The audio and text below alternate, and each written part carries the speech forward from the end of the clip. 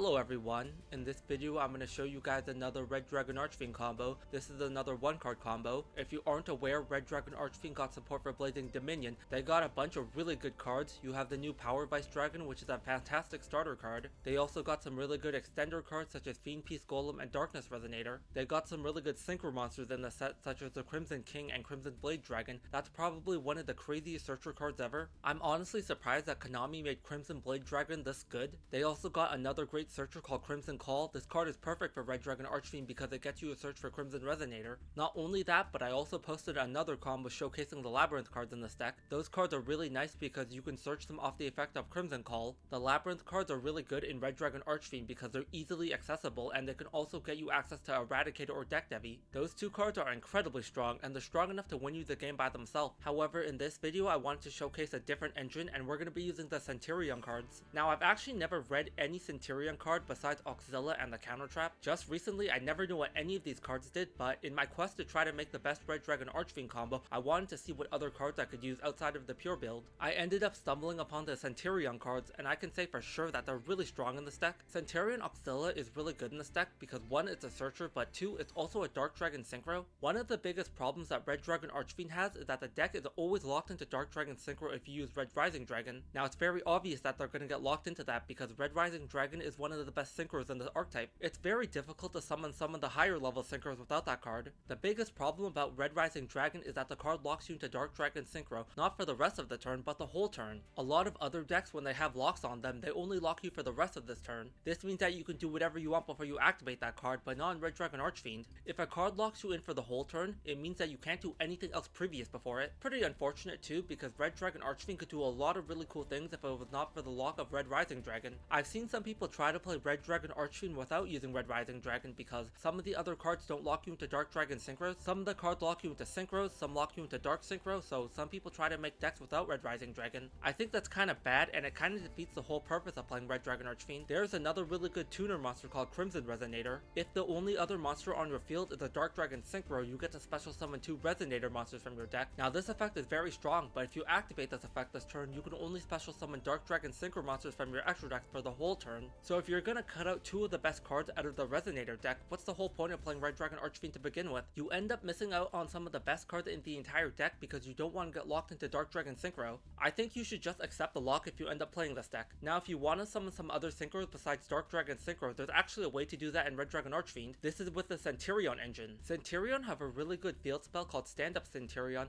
This card will let you synchro summon on the opponent's turn. That's really great because the lock for Dark Dragon synchro is only on our turn, so we can summon whatever we want on the opponent's turn if we synchro summon then. This is really good because it also means that we should incorporate the Bestial engine. Bestials used to be really good in Red Dragon Archfiend because of King Calamity. By using their continuous trap that you got off Lubellion, Branded Etude will let you summon King Calamity on the opponent's turn. Now King Calamity eventually got banned and that's why I really didn't like the Bestial engine in Red Dragon Archfiend after. There's really no point in trying to synchro summon on the opponent's turn because you're just missing out on a really strong card like King Calamity. However, between that time, we got a bunch of really good synchro support that Red Dragon Archfiend can use. I'm going to show you guys a really good 1-card combo that uses both the Bestial engine and the Centurion engine. Not gonna lie, this combo is actually pretty scary and it's a 1-card combo, a true 1-card combo. A lot of the time when people post a 1-card combo, they make a 1-card combo that uses a discard or 2. That's not really a 1-card combo if I end up having to use 2 cards in my hand. This is a true 1-card combo. You only need 1 card in your hand. For this combo, you only need 1 card in your hand, which is Power Vice Dragon. If you control no monsters, you can special summon this card from your hand. If this card is special summoned, you also get to add a Resonator monster from your deck to your hand. However, if you activate this effect this turn, you can only summon Dark Synchros from the extra deck for the rest of this turn. Like we talked about before, it really doesn't matter that you get locked into Dark Synchro. Red Rising Dragon's gonna lock you into Dark Dragon Synchros anyways, so now Power Vice Dragon's gonna get us a search for Darkness Resonator.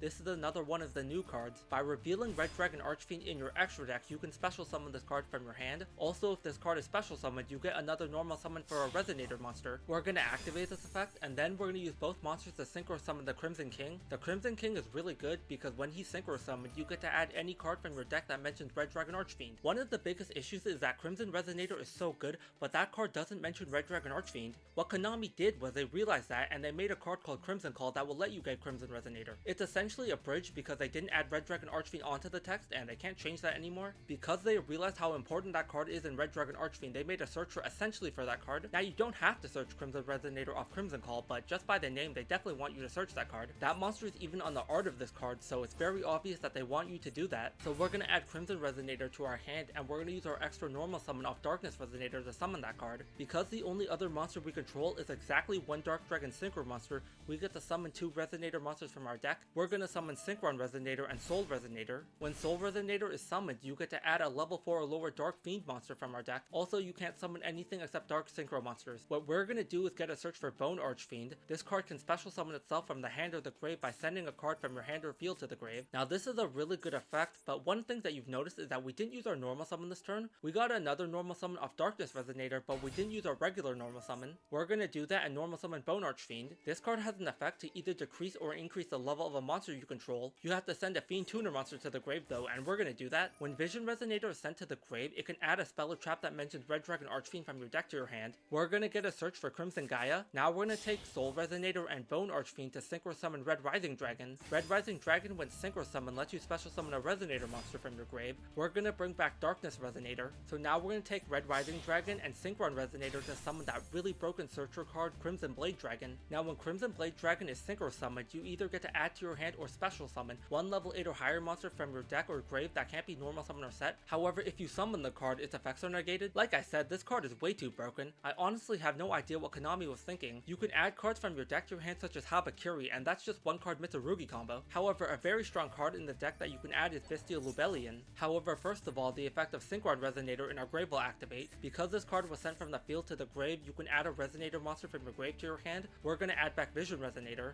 Now the effect of Crimson Blade Dragon will get us a search for Lubellion. We're going to send Lubellion to the grave to activate this card's effect to add a Bestial monster from our deck to our hand. We're going to add Magnum up because that's the best one. Here we're going to activate Crimson Gaia. This card can add any card that mentions Red Dragon Archfiend from your deck or grave to your hand. We're going to add a continuous trap. This is Red Zone. We're going to set that card to our field and activate the grave effect of Bone Archfiend. We're going to send Crimson Gaia to the grave to summon this card from the grave. Now you're going to take Bone Archfiend and Crimson Resonator to summon another Red Rising Dragon. Red Rising Dragon's effect will activate here to bring back Synchron Resonator from our grave. So now we're going to banish Crimson Resonator from our grave to summon Bestial Magnemite. Because we summon this card, we get to add a dragon monster from our deck to our hand during the end phase. Now we're going to tribute Magnemite off the effect of Lubellion. Lubellion's effect will activate here to put Branded Etude into our spell and trap zone. A lot of people like Branded Regain because that card is really good for recycling your cards. If a lighter dark monster is banished, you can shuffle one of the cards into the deck and then draw a card. Another good card is Branded Beast. If you control a Bestial monster, you get to tribute a dragon you control to destroy a card your opponent controls. These two cards are not bad, but my favorite one is definitely Branded Etude. This is the card that lets you synchro summon on the opponent's turn,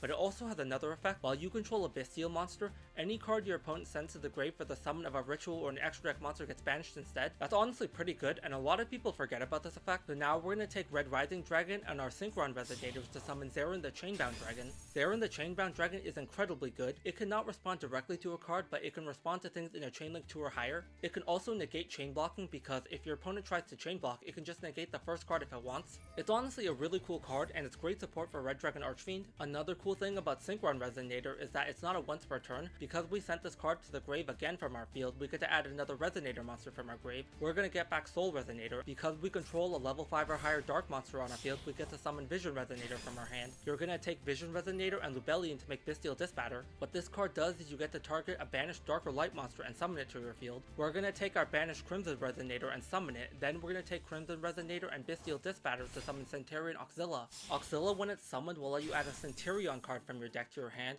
We're going to add their field spell, Stand Up Centurion. Now this is also a really important part of the combo. We're going to activate the effect of Darkness Resonator. What this card does is it can turn any amount of tuner monsters on your field into level 1. This is really good because we can target itself, but also Zarin. Zarin is really cool because he's a synchro tuner, and a lot of you are probably thinking turning him into a level 1 is not relevant, but let me tell you, this is actually really important in this combo. We're going to make Darkness Resonator and Zarin both level 1, and then use Darkness Resonator and Crimson King to summon Hot Red Dragon Archfiend Abyss. Abyss is really good, it's just another Omni Negate. Now we're going to activate our field spell Stand Up Centurion. This card is really good because during the main phase you can send a card from your hand to the grave. This will let you place a Centurion monster from your deck into your spell and trap zone. This is why Synchron Resonator getting us back Soul Resonator is so important, because now we can discard the card from our hand to the grave. If you didn't activate this effect, you would have to use another card, but that's not a true one card combo. It makes me very happy that this is a true one card combo and we always have a card in our hand to discard. So what we're going to do is put Truda into our spell and trap zone. What this card does is you can special summon this card if it's in your spell and trap zone, but then then you can also place it back into your spell and trap zone and put another Centurion card there. This is how we get Primera into our spell and trap zone. So our ending board right now is not too bad, and during the end phase, Bestial Magnemite will get you a search for any dragon that you want. I'm just gonna get Baldrake because it's an interruption and it's the best of the remaining Bestials. Now during the opponent's turn, a lot of effects will activate here. You're gonna summon Truda and Primera from your spell and trap zone.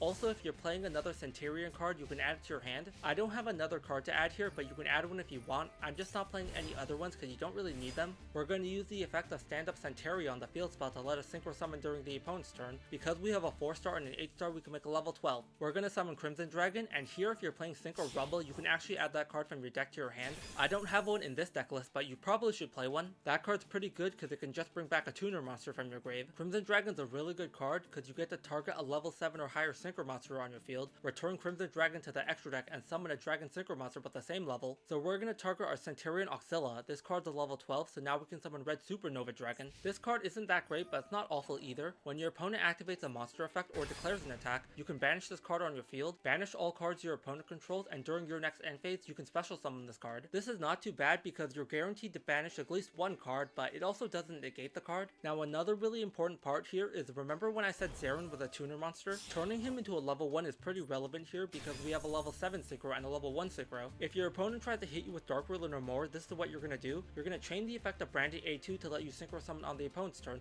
then use the effect of Zarin the Chainbound Dragon. What Zarin is going to do is negate Dark Ruler or more, but it will also synchro summon using Crimson Blade Dragon and itself. Here you're going to summon Crystal Wing Synchro Dragon. This is pretty good because this card is just another negate. I like this combo a lot because we get to use some synchro monsters who aren't Dark Dragons. Being able to use Crimson Dragon as well as Crystal Wing is pretty awesome. So pretty much its end board is 3 negates. You also get 2 banishes off Red Supernova Dragon, and you also have Bestial Baldrake. In total, for this one card, you got 6 interruptions. However, it's up to you whether or not it's worth it. So I hope you guys enjoyed this video. I'll be back with more Red Dragon Archfiend combos later. Have a good one. Take care.